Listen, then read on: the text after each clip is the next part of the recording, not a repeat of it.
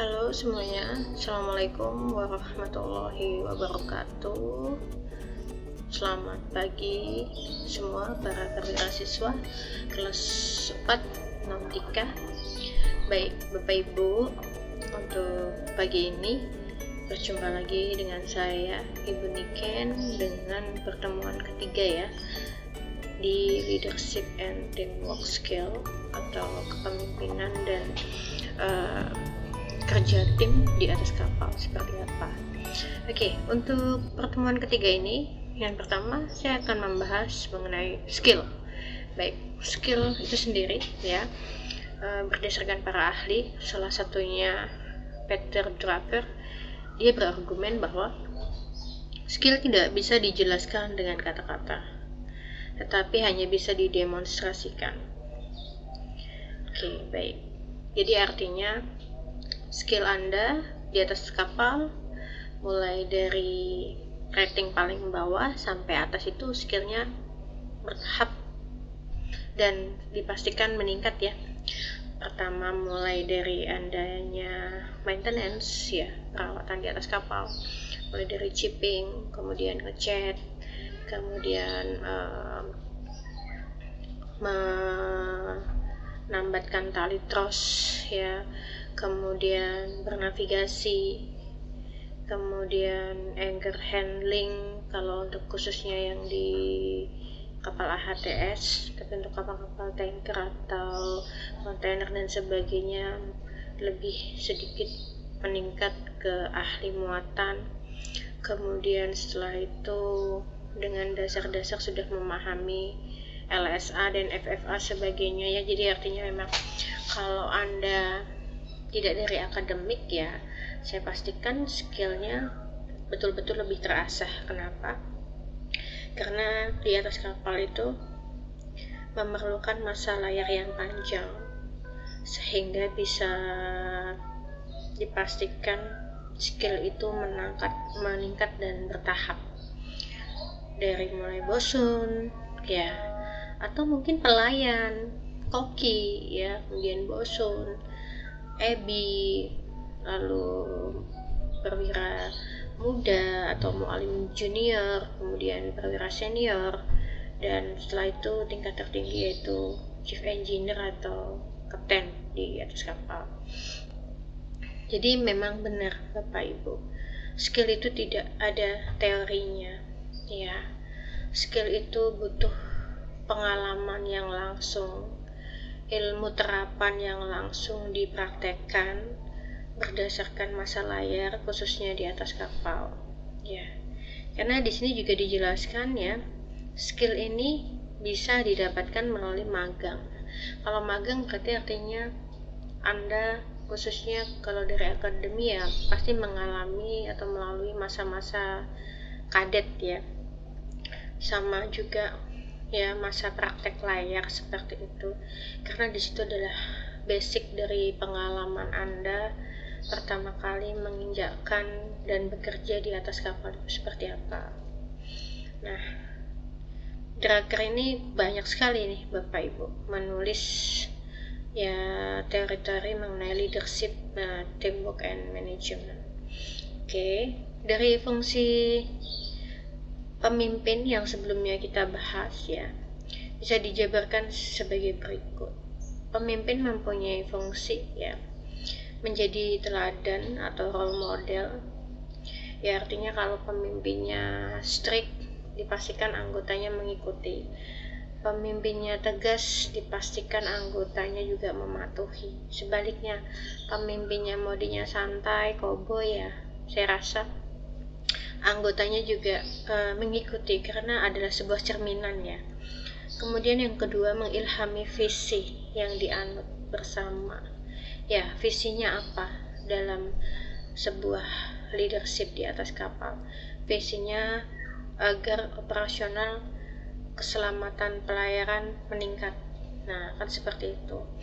Misinya apa? Ya, berarti artinya harus comply dengan ISO code, harus siap menghadapi audit internal ataupun eksternal, seperti itu ya.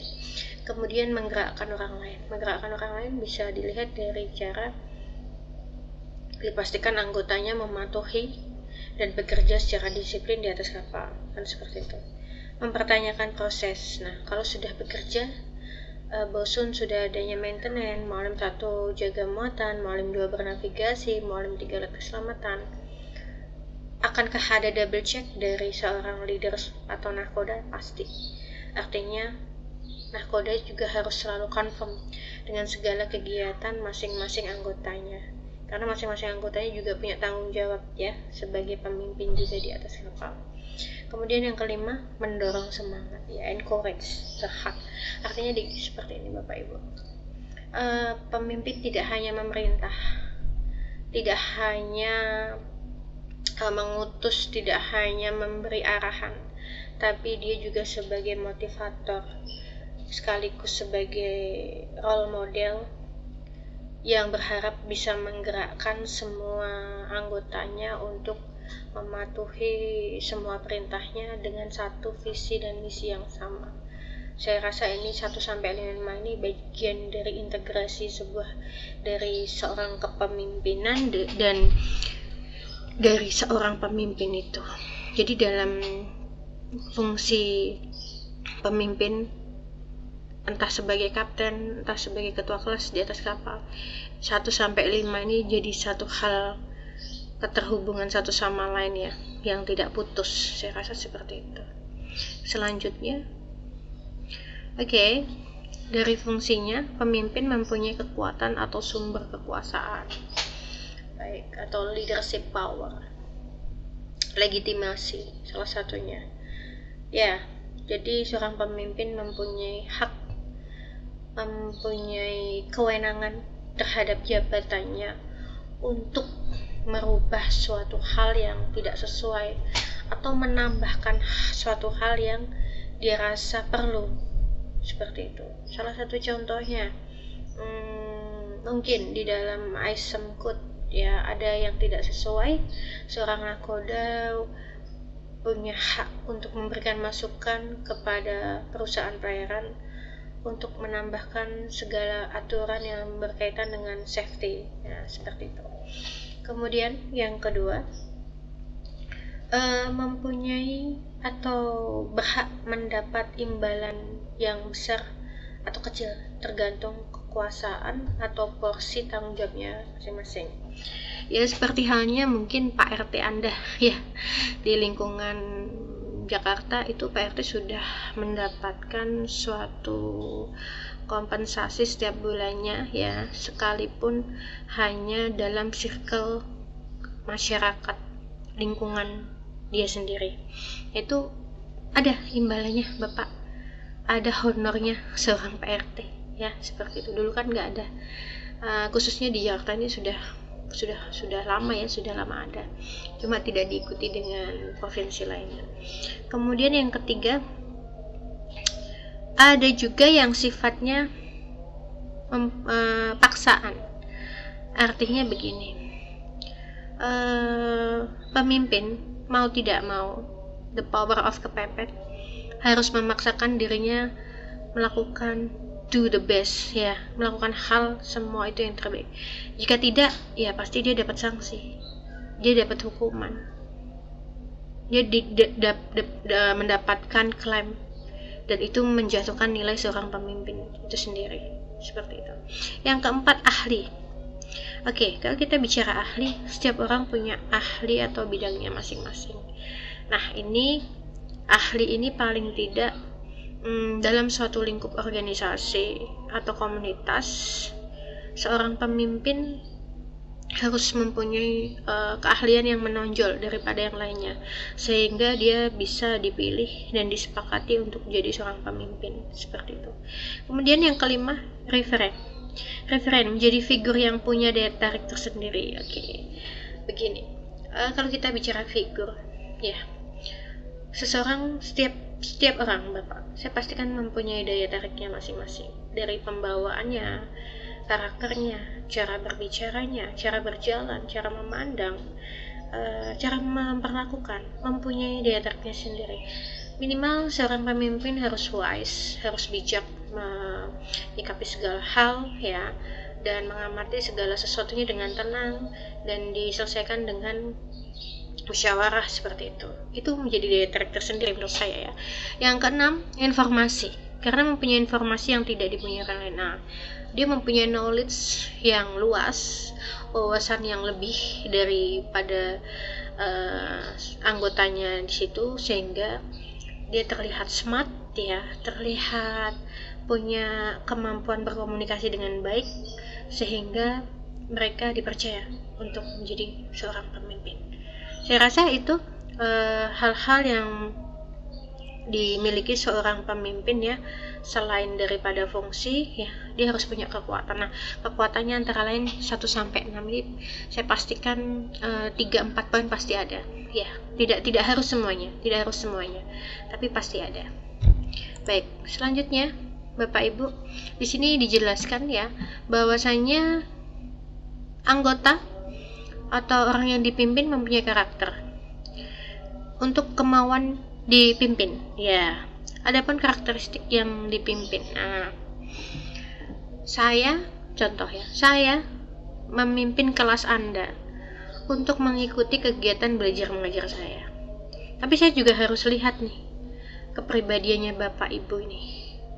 Dalam suatu kelas pasti banyak hal pribadi yang menarik. Ada yang pendiam, ada yang ceria, ada yang frontal, ada yang malu-malu ya. Nah, hal itu saya berusaha seimbangkan bagaimana agar Bapak Ibu mulai dari yang pendiam, ceria, frontal dan sebagainya itu bisa terhubung dengan saya, sehingga semua ilmu yang saya sampaikan ke Bapak Ibu itu sampai tidak hanya di pikiran, tapi juga di hati, dan berharap dilaksanakan di kehidupan sehari-hari. Harapannya seperti itu. Jadi dilihat dulu nih kepribadiannya seperti apa.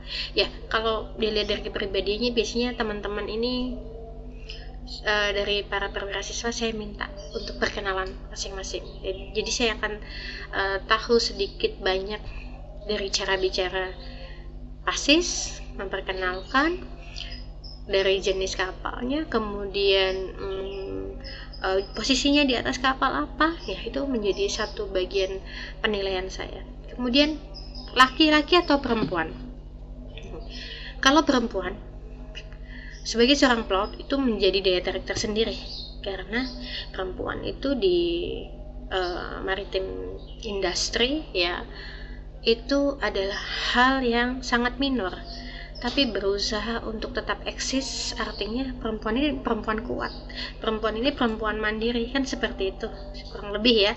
Jadi saya lihat dulu nih, apakah laki-laki semua atau ada perempuan, atau imbang, ada laki-laki ada perempuan sama banyaknya. Nah seperti itu. Jadi paling tidak yang dipimpin dengan yang memimpin itu harus mempunyai titik temu yang sama, agar bisa terhubung, agar bisa memenuhi satu sama lain, seperti itu. Kemudian gaya kepemimpinan atau leadership style. Oke, penilaian terhadap cara pendekatan seorang pemimpin dalam melaksanakan fungsinya ya. Tadi ada fungsinya, ada 5 ya Bapak Ibu ya. Nah, jadinya kepemimpinan yang mana sebaiknya dipergunakan dalam situasi yang berbeda. Oke, gaya kepemimpinan bisa berubah-ubah Bapak Ibu. Tidak hanya coaching, tidak hanya casting ya. Itu tergantung dari suasana, situasi, kondisi dan tempat. Ya, karena seorang pemimpin harus berhak mempunyai pengamatan tersendiri. Baiknya di tempat ini saya harus memakai gaya yang seperti apa, di tempat itu saya harus memakai gaya yang seperti apa. Jadi jangan dipukul rata. Artinya ketika Anda presentasi di lingkup nelayan ya, Anda pastikan di situ ada tata krama yang baik, menghargai orang tua, kemudian juga penjelasannya lebih detail. Setelah itu Anda move ke presentasi ke para mahasiswa, anak-anak muda ya, bisa sebisa mungkin Anda bisa membaur, bicaranya juga gaul, kemudian lebih merangkul seperti itu, dan lebih adaptif, dan bahasanya juga kalau bisa ya yang kekinian diselipkan, jadi menambah menarik presentasi Anda. Nah, saya rasa hal-hal seperti itu Anda harus bisa mengamati dan menentukan gaya apa sih yang saya ingin presentasikan di depan ini kelompok-kelompok yang berbeda seperti itu. Nah, di sini ada coaching leader. Coaching leader yaitu berfokus kepada menolong orang lain ya di dalam aktivitas yang berhubungan dengan tugas. Oke, jadi dia langsung ke arah apa yang Anda butuhkan. Contoh, coaching guru vokal. Berarti artinya konsennya saya harus melatih suara Anda tepat di nadanya masing-masing, nada-nada konsonan, vokal dan sebagainya. Ini langsung pada hal yang dituju, yang berfokus pada pengembangan personal ya Bapak Ibu ya. Kemudian yang kedua, paket. Oke, untuk best selling leaders atau pemimpin perintis yang cenderung mempunyai setting goal secara cepat, target, artinya kalau Anda lihat di sebuah perusahaan finance ya, atau perusahaan yang menetapkan target yang tinggi Bapak Ibu ya, menetapkan target yang tinggi ya. Di situ biasanya seorang leader ini mempunyai motivasi tersendiri. Bagaimana caranya saya menetapkan target atau kinerja terhadap diri saya sendiri sebagai seorang pemimpin yang harus diikuti oleh anggota saya. Itu adalah best setting leader.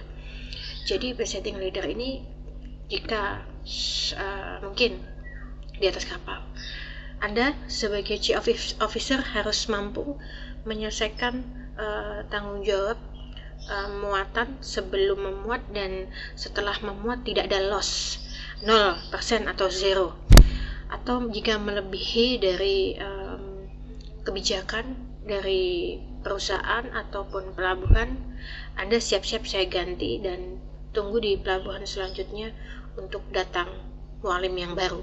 Nah, itu adalah strict ya, tetapi memang itu dipastikan untuk best setting leader ini pemimpin-pemimpin yang lo mau harus di target saya, harus mau di alur saya dengan target sekian ABCD, mau nggak mau Anda harus ikuti. Saya gaji Anda tinggi, Anda harus wajib kinerja yang maksimal.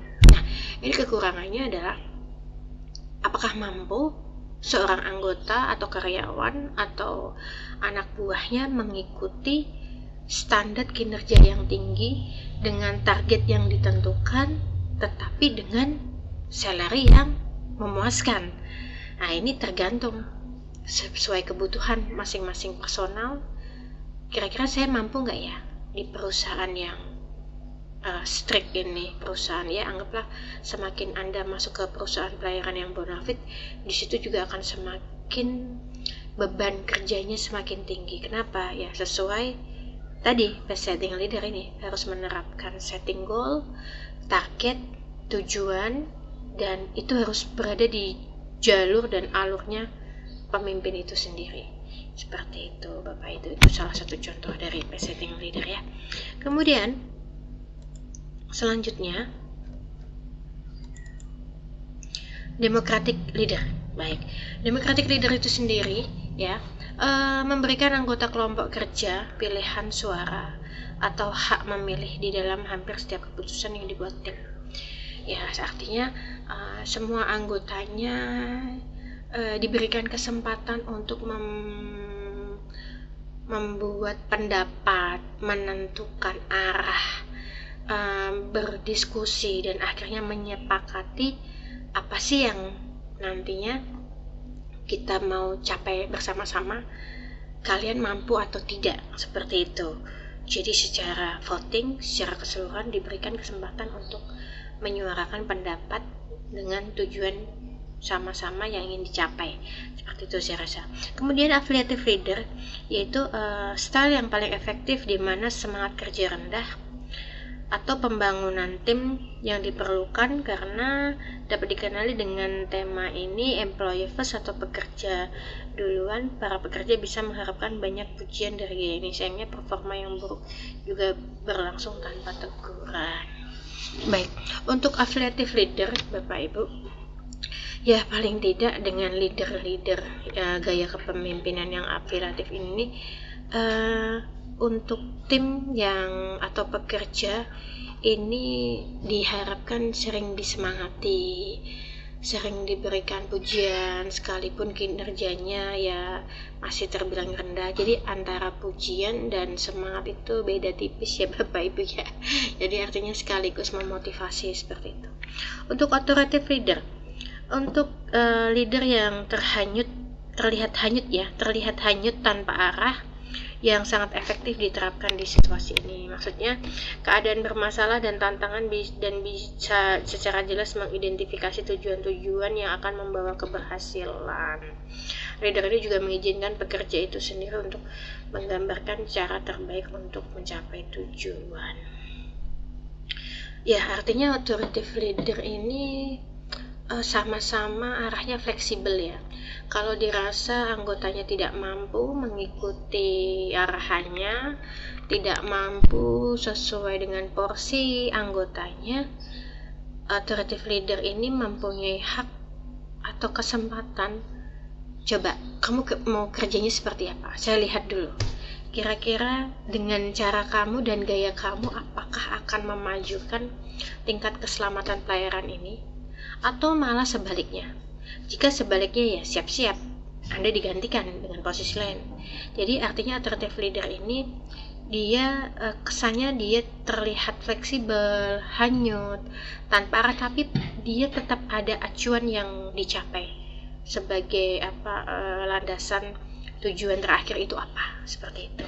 Kemudian coercive leader, yaitu dengan sikap yang hati-hati ya, karena didasarkan pada sikap command and control yang biasanya menyebabkan penurunan motivasi di antara mereka yang berinteraksi. Ya, coercive leader ini salah satunya adalah sikap-sikap kepemimpinan yang hanya bisa memerintah, mengontrol, tapi tidak ada evaluasi. Jadi Bapak Ibu ya, di sini dipastikan kekurangan dari coercive leader ini ya, hanya bisa melihat dari sisi kerja anggotanya dari luar, tapi dari sisi psikisnya tidak ada. Artinya tidak ada feedback ya, tidak ada diskusi, tidak ada review, tidak ada kekurangan-kekurangan yang ingin disampaikan, seperti itu. Oke? Ya, untuk materi pertemuan ketiga ini mengenai leadership and teamwork skill, saya rasa di sini dulu. Jumpa di pertemuan keempat. Saya ucapkan terima kasih. Sampai jumpa. Saya akhiri. Wassalamualaikum warahmatullahi wabarakatuh. Sampai jumpa Bapak Ibu.